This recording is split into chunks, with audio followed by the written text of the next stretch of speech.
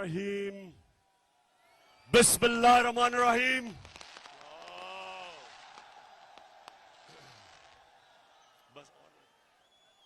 इय्याका नअबुदु व इय्याका नस्तईन। अल्लाह अल्लाह तेरी इबादत करते हैं, अल्लाह तेरे से मदद मांगते हैं।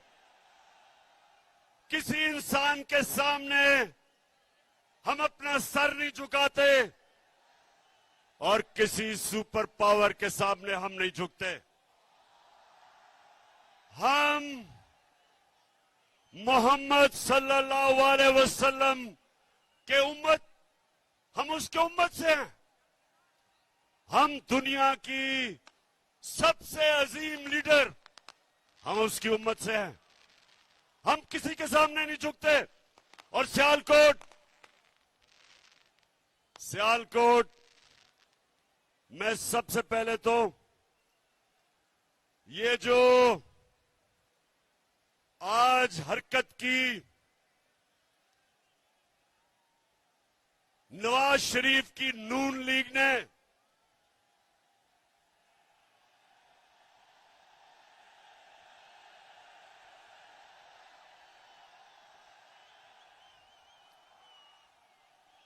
नवाज शरीफ जितने बड़े बुज़दिल तुम हो उतनी तुम्हारी पार्टी है।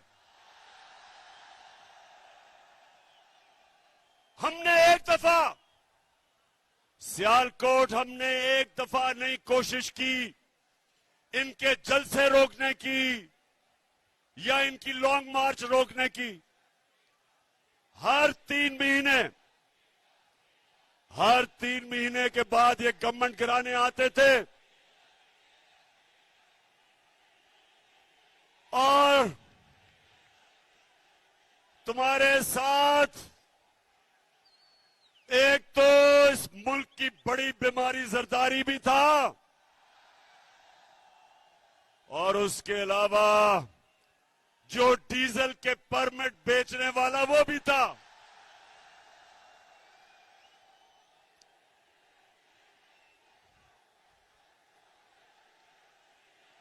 सियालकोट, पहले तो मैं आपके जुनून को सलाम करता हूं। मुझे 1 घंटा लगा यहां पहुंचने के लिए क्योंकि सारे रास्ते बंद हैं। काफले आ रहे हैं इस तरफ जो पहुंच नहीं सकते क्योंकि इन्होंने एक साजिश के तहत हमें बड़ी ग्राउंड में जलसा करने के लिए रोका ताकि ये समझते थे कि एक ही सड़क है, लोग ही नहीं पहुंच सकेंगे। तो नवाज, तुम्हारी और तुम्हारी पार्टी बुज़दिल भी है। तुमने कभी जिंदगी में एक काम ईमानदारी से नहीं किया। ये जब क्रिकेट खेलता था तो अपना अंपायर खड़ा करके क्रिकेट भी खेलता था।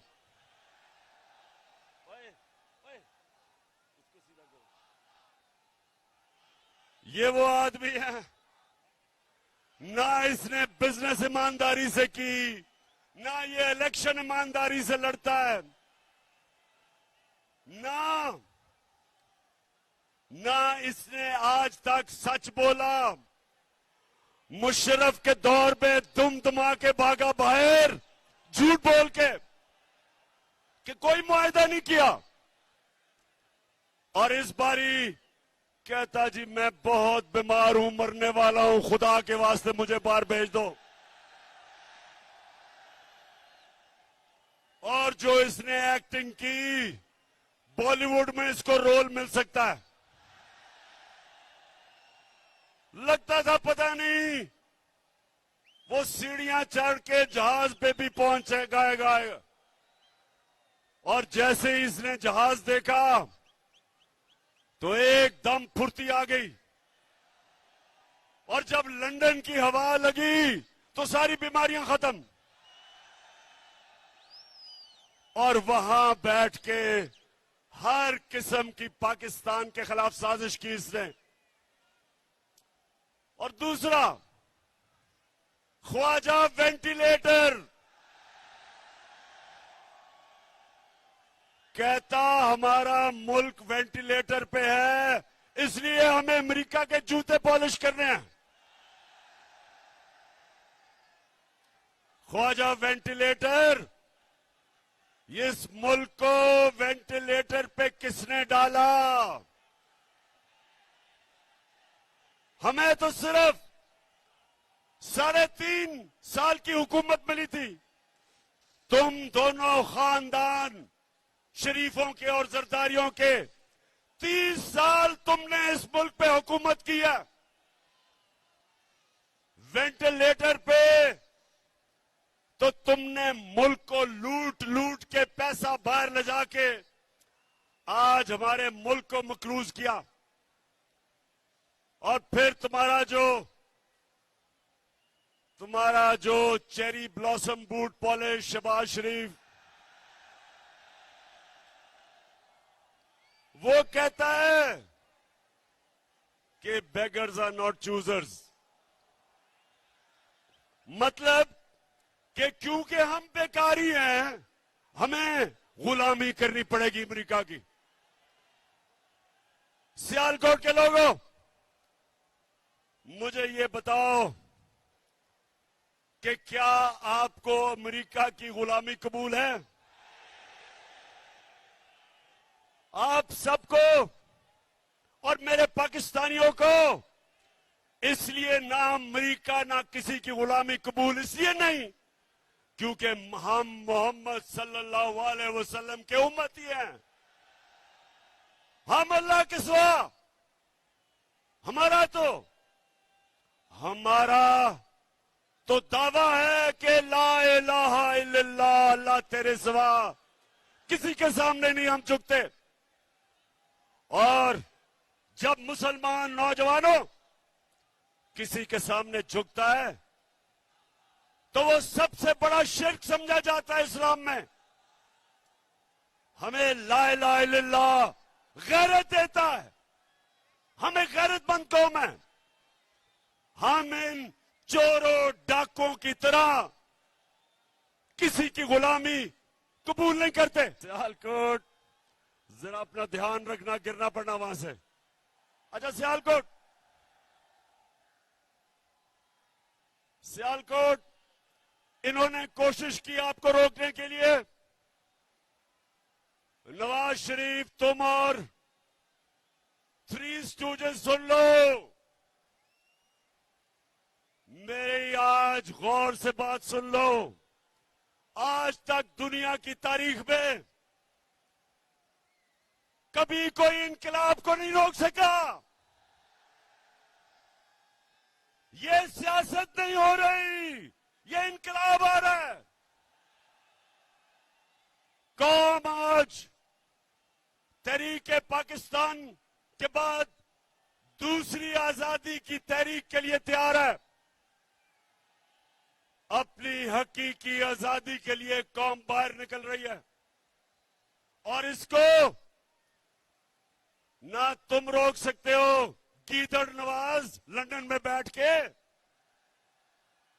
ना ये तुम्हारा बूट पॉलिश करने वाला मुजरिम भाई रोक सकता है, ना उसका करप्ट बेटा रोक सकता है, और ना वो 18 कत्ल करने वाला इंटीरियर मिनिस्टर रोक सकता है। इसको कोई ताकत नहीं रोक सकती। और आज गौर से सुन लो, हम हमेशा, मेरी जमात ने हमेशा पुरअमन एहतजाज किया है। इंशाअल्लाह जब हम इस्लामाबाद पहुंचेंगे हम पुरअमन रहेंगे। लेकिन ये गौर से सुन लो कि अगर तुमने जो आज हरकत की है, अगर तुम ये हरकत करोगे और इंतशार फैलाने की कोशिश करोगे तो तुम्हें किसी को छुपने की जगह नहीं मिलेगी पाकिस्तान में। मैं आज अब सियालकोट के लोगों जरा गौर से मेरी बात सुनना, आराम से, आराम से पहले बात सुना मेरी। बड़ी अहम बात करने लगा हूं, खामोशी से सुने। मेरे खिलाफ बंद कमरों के अंदर, मुल्क से बाहर और मुल्क के अंदर एक साजिश हो रही है, और वो साजिश ये है कि वो चाहते हैं कि इमरान खान की जान ले ली जाए।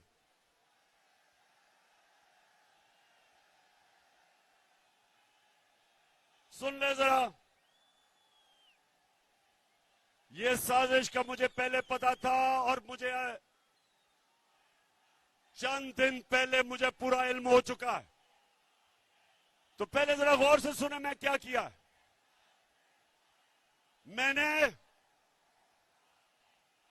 नौजवानों, मैंने एक वीडियो रिकॉर्ड करवाई है। मैंने ये वीडियो रिकॉर्ड करवा के एक महफूज जगह पे रख दी है कि अगर मुझे कुछ होगा, ये वीडियो सारी कौम के सामने आएगी। और इस वीडियो में मैंने पिछली गर्मियों से जो ये मेरे खिलाफ साजिश हुई, जो इस साजिश में मुलव्वस है, मैंने एक एक का नाम लिया इस वीडियो में।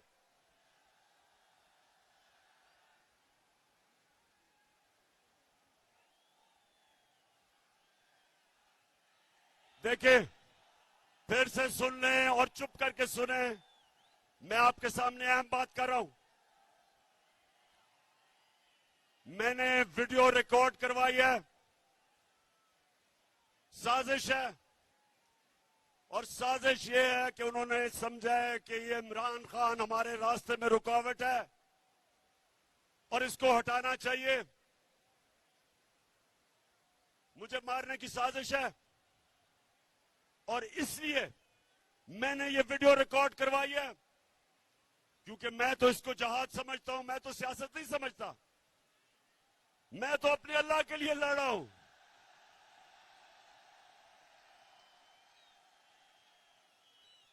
लेकिन मैं ये चाहता हूं कि अगर मुझे कुछ होगा तो मैं अपने सारे पाकिस्तानियों को चाहता हूं कि आपको पता चले कि कौन कौन इस साजिश में मुलव्वस था। बाहर बैठ के कौन इस साजिश का किरदार था, और मेरे मुल्क में बैठ के किस किस ने साजिश की, इनमें सबके मैंने नाम लिए। बस इनमें सारों के मैंने नाम लिए जिन्होंने ये प्लानिंग की, और एक एक का नाम मैंने कहा कि ये मेरे दिल पे लिखा हुआ है कि इन्होंने कैसे पूरी प्लानिंग करके एक बैरूनी मुल्क साजिश, जिसमें ये सारा इस मुल्क का करप्ट टोला उसके साथ मिलके, और कौन कौन मजीद लोग इनके साथ थे, इन्होंने जो मेरी गवर्नमेंट गिराई है और जो आगे ये करने जा रहे हैं। मैं ये इसलिए, मेरे पाकिस्तानियों, मैंने ये इसलिए वीडियो रिकॉर्ड करवाई है कि इस मुल्क की तारीख है कि कभी ताकतवर को कानून के नीचे नहीं लाया जाता, कभी ताकतवर का एहतसाब नहीं होता, हमेशा ताकतवर बच जाता है और किसी और के नाम पे जो भी कत्ल होता लगता है। मैं इसलिए ये वीडियो रिकॉर्ड करवा रहा हूं, करवा के रखी हुई है, महफूज रखी हुई है। मैंने सिर्फ इसलिए रखी है कि मैं ये चाहता हूं कि इस बारी इस मुल्क का इंसाफ का निजाम, इस मुल्क की तारीख है, कभी इन्होंने नहीं किसी को पकड़ा जो ताकतवर मुजरिम हो, सिर्फ कमजोरों को पकड़ा जाता है। इसलिए ये लियाकत अली खान के जमाने से लेके अब तक कोई ताकतवर मुजरिम नहीं पकड़ा गया। इसलिए मैं चाहता हूं कि मेरी कौम के सामने सब की शक्लें आए कि कौन कौन इस मुल्क से गद्दारी कर रहा था, किस किस ने गद्दारी की।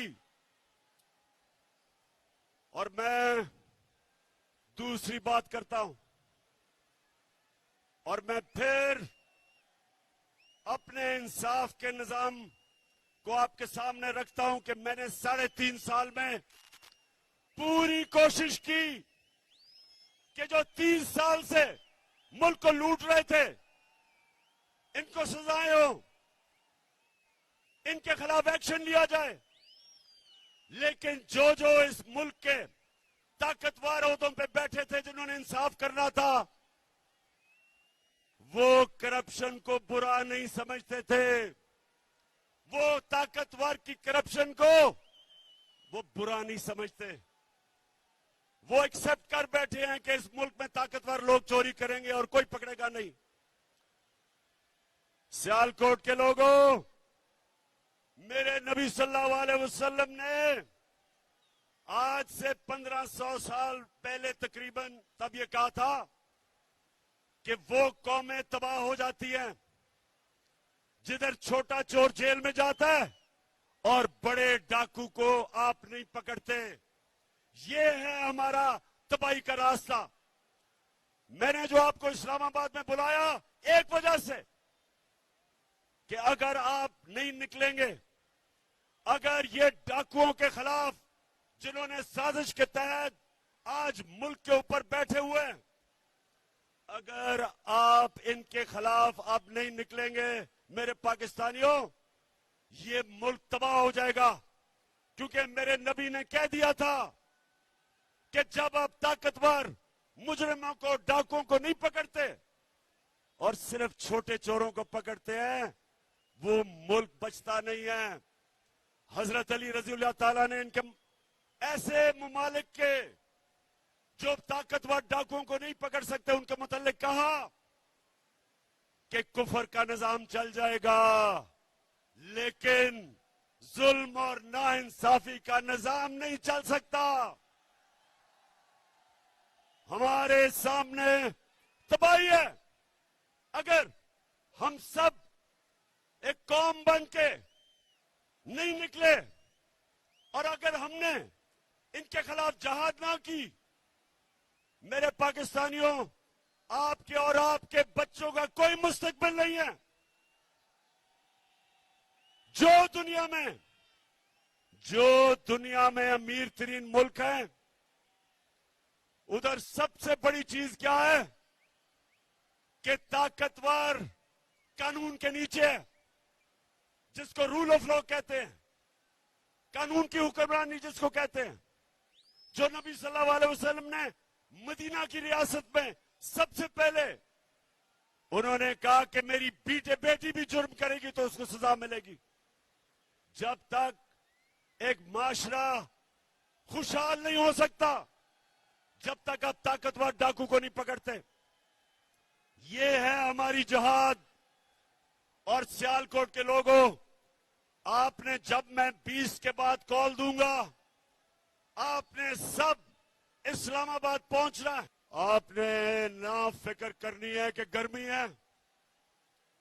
जब पाकिस्तान आजाद हुआ था तो यहां सियालकोट अपने जरा बड़ों से पूछो कि क्या मुहाजिर जो बाहर से हिंदुस्तान से आए थे उनकी कभी कहानियां सुनी है? बड़ों से सुने।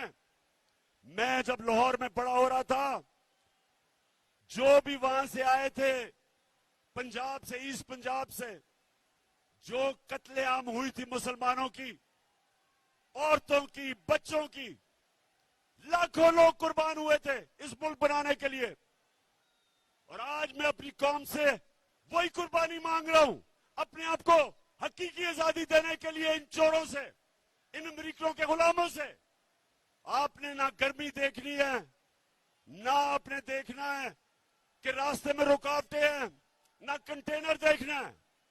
नौजवानों, आपका जुनून इन सारे कंटेनर्स और जो भी रुकावटें इसको बहा के ले जाएगा। मैं अपने नौजवानों से खास तौर पे आज कह रहा हूं कि तैयारी करें।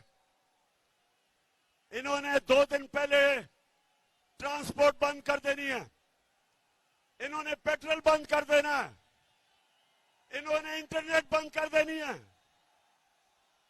उससे पहले तैयारी करें और ये देखेंगे इंशाअल्लाह। तैयार हो जाओ, चेरी ब्लॉसम तैयार हो जाओ, ख्वाजा वेंटिलेटर तैयार हो जाओ, 18 कत्ल करने वाले वजीर तैयार हो जाओ, सब तैयार हो जाओ। अवाम का समुंदर आने वाला है इस्लामाबाद। तो सियालकोट, सुनो मेरी बात,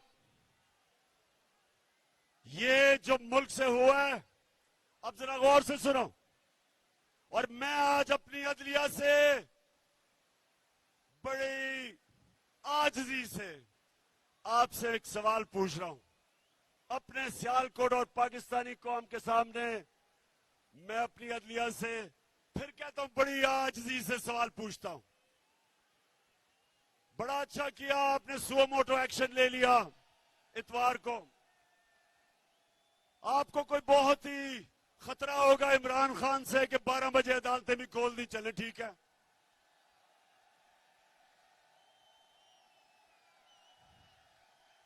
बहुत खतरनाक हूं मैं, बहुत ही बड़ा, मैं कोई मुल्क से गद्दारी करने जा रहा था कि रात के 12 बजे अदालतें खोल दी।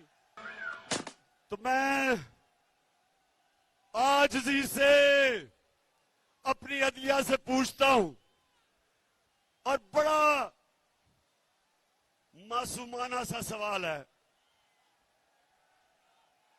कि शहबाज शरीफ, इसका बेटा हमजा शरीफ और जो मफरूर बेटा हुआ है सलमान शहबाज, 24 अरब रुपए के इनके ऊपर FIA के केसेस हैं। सुने जरा सियालकोट, 24 अरब रुपए के केसेस हैं। प्राइम मिनिस्टर पे, चीफ मिनिस्टर पे और जो भाई भगौड़ा हो चुका है, 24 अरब रुपए का मतलब, 24 अरब रुपए का मतलब कि 2400 करोड़ रुपए के इनके ऊपर करप्शन के केसेस हैं। अब मैं ये सवाल पूछता हूं कि मुझे दुनिया में एक मुल्क बता दो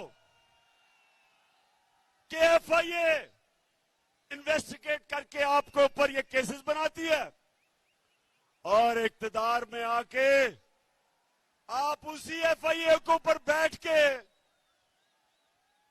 और सबसे पहले सारे वो लोग जिन्होंने केसेस बनाए उनको फारिग करते हैं। और फिर और मैं सलाम करता हूं डॉक्टर रिजवान आपको कि एक जबरदस्त FIA का ऑफिसर जिसमें दिलेरी थी, जो दलेर आदमी था, जिसने शरीफ माफिया के खिलाफ कार्रवाई करके मकसूद चपड़ासी के बैंक अकाउंट में और नौकरों के बैंक अकाउंट में 16 अरब रुपए पकड़े। और फिर क्या हुआ, डॉक्टर रिजवान के ऊपर दबाव डाला गया, हमजा शरीफ ने उसको धमकियां दी और वो डॉक्टर रिजवान शदीद दबाव में था और उसको हार्ट अटैक हुआ, मर गया। कल क्या हुआ, जो दूसरा ऑफिसर ये शहबाज शरीफ का FIA का केस इन्वेस्टिगेट कर रहा था, उसका नाम नदीम अख्तर था, उसको कल हार्ट अटैक हो गया। सियालकोट, उसको भी हार्ट अटैक हो गया कल। मैं ये सवाल पूछता हूं कि ये कैसे है कि माफिया का जो इन्वेस्टिगेट करता है उनके ऊपर किस तरह का दबाव है? किधर है मेरी अदालतें? आपका काम है इनकी हिफाजत करना। नौजवान आगे से इस मुल्क के कौन से सरकारी नौकर, कौन सी एफआईए, कौन सी एफबीआर, कौन से पुलिस ऑफिसर कभी भी आपके सामने खड़े होंगे? इस मुल्क के अदारे कैसे ताकतवर मुजरिमों के सामने खड़े होंगे? पहले ही डरते थे, और अब जब फिर साजिश के तहत इन मुजरिमों को ऊपर मुलव्वस कर दिया, तो अब मुझे सवाल पूछता हूं अपनी अदलिया से, कौन इस मुल्क के इदारों की हिफाजत करेगा?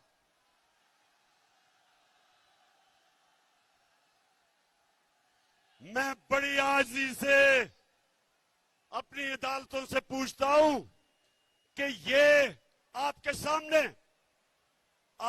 सामने हमारी मुल्क की तबाही हो रही है। जब इदारे खत्म होते हैं, मुल्क तबाह हो जाता है। और मैं फिर ये अगला सवाल पूछता हूं कि ये जो हमारे जेलों में छोटे चोर भरे हुए हैं, उनका क्या ये कसूर है कि वो छोटे चोर हैं? क्या सबक ये मिल रहा है कि मुल्क पे डाका मारो तो बड़ा डाका मारो, नहीं तो जेल में चले जाओगे? मैं आज, अगर आपने इनको नहीं पकड़ना, तो मैं आज फिर से कहता हूं कि पाकिस्तान के जेल खोल दें, ये गरीबों को बाहर निकालें, जो बेरोजगारी में चोरी करते हैं, घर में बच्चे भूखे हैं, उनको बाहर निकाल दें। इन सारों की, इन गरीब चोरों की मिला के भी जो चोरी है, वो एक मकसूद चपरासी के जो 4 अरब आए थे बैंक में, उससे कम है। ये जुल्म का निजाम है। इसके मुतालिक हजरत अली ने कहा था, फिर से मैं बताता हूं कि कुफर का निजाम चल जाएगा, लेकिन नाइंसाफी और जुल्म का निजाम नहीं चल सकता।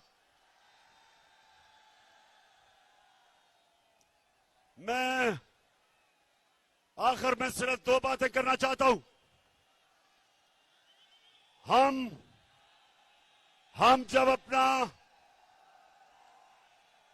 हमने जब पाकिस्तान में, सुनो नौजवानों, आखिरी 2 बातें, जो हमें मुल्क मिला था 2018 में, और जो हमें जब साजिश करके निकाला गया, तो याद रखें, एक वो मुल्क जिसका दिवालिया हुआ था, उस मुल्क के अंदर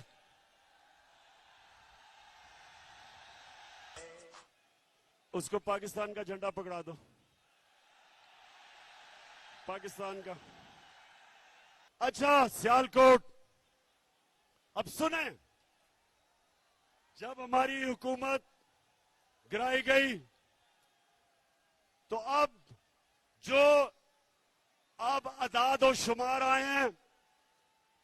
याद रखें कि पाकिस्तान की 2004 के बाद सबसे ज्यादा सनती पैदावार हमारे दौर में हुई। शाबाश, शाबाश। ये है जुनून। ये जो जुनून है, ये कीमा के नान दे के जलसों पे लाके ये नहीं खरीदा जा सकता। और ये ही जुनून इंशाअल्लाह इस्लामाबाद के अंदर वो इनकलाब लेके आएगा जो हमें हकीकी तौर पे आजाद करेगा। तो अब ये पता चला, अब जो आदाद और शुमार आए मार्च के, सबसे ज्यादा 2004 के बाद पाकिस्तान की सनती पैदावार 10.6, 29% हमारी एक्सपोर्ट बढ़ी, ये भी रिकॉर्ड। 4 फसलों के अंदर रिकॉर्ड हुआ, मकई में, चावल में, गन्ने में और आलू में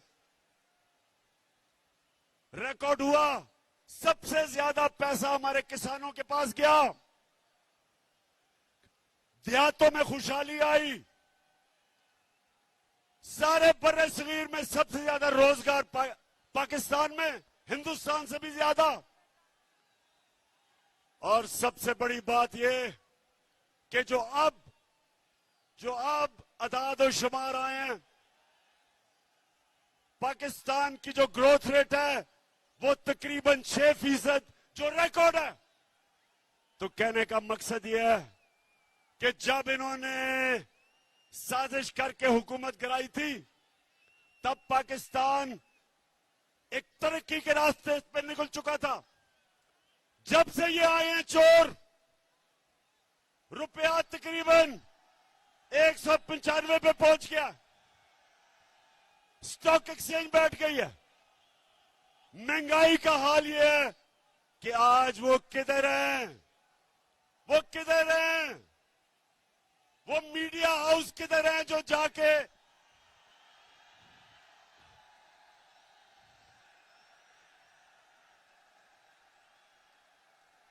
अब्बास, जो भी हो गिरना पड़ना खुदा का वास्ता है। बस बस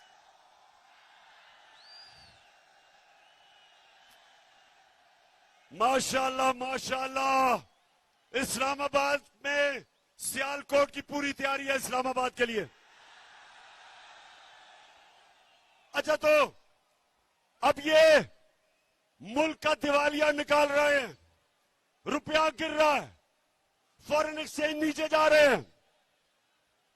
अब ये क्या करेंगे? अमेरिका के पास जाएंगे और अमेरिका से भीख मांगेंगे कि हमें पैसे दो, हमें बचाओ। बिलावल जा रहा है अमेरिका। बिलावल, ये याद रखना, उनकी एजेंसीज को पता है कि तुम्हारे बैंक अकाउंट में किधर किधर पैसे हैं, क्योंकि वो सूसकिंड की किताब में वो लिखता है, वे ऑफ द वर्ल्ड की किताब में लिखता है कि उन्होंने अमेरिका की एजेंसीज ने टेप किया कि बिलावल की वालदा उसको बता रही थी कि बिलावल के किधर किधर बैंकों में इनकी चोरी का पैसा पड़ा हुआ है। तो तुम उनके सामने आंखों में आंखें देख के बात नहीं करोगे, क्योंकि उनको पता है तो नवाज शरीफ की तरह कि तुमने पैसा किधर छुपाया हुआ है। तो पाकिस्तानियों, मैं आखिर में आप सबको इस्लामाबाद आने की सिर्फ एक वजह से आप सबको दावत देता हूं कि जो भी रुकावटें हो जाएं, आपने इसको तहरीके पाकिस्तान की तरह एक अपनी आजादी की जंग समझनी है। मेरे लिए यह जहाद है और यह आपके लिए भी जहाद है। अपनी जहाद के अंदर अपने खौफ की जंजीरें तोड़ दें। जिंदगी मौत अल्लाह के हाथ में, इज्जत अल्लाह के हाथ में, रिस्क अल्लाह के हाथ में। तो फिर डर किस चीज का? डर किस चीज का? आपके सामने खड़ा हूं, आपके सामने वो आदमी खड़ा है जिसको कुरान में अल्लाह कहता है जो लोग ईमान ले आए अल्लाह उनके खौफ दूर कर देता है। कोई खौफ नहीं है, आपको भी कोई खौफ नहीं होना चाहिए। तैयारी करें और इंशाअल्लाह इस्लामाबाद में मुलाकात होगी। उमर और उस्मान डार, जिस तरह आज आपने ये डाकुओं का मुकाबला किया, मैं आज आपको खराज तहसीन पेश करता हूं।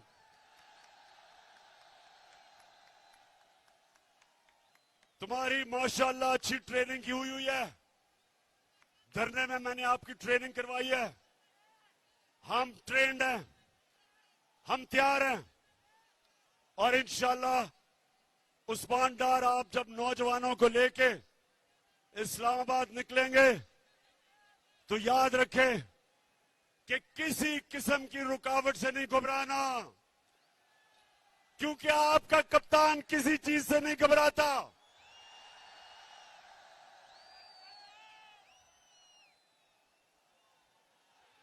पाकिस्तान जिंदाबाद, पाकिस्तान फायदाबाद।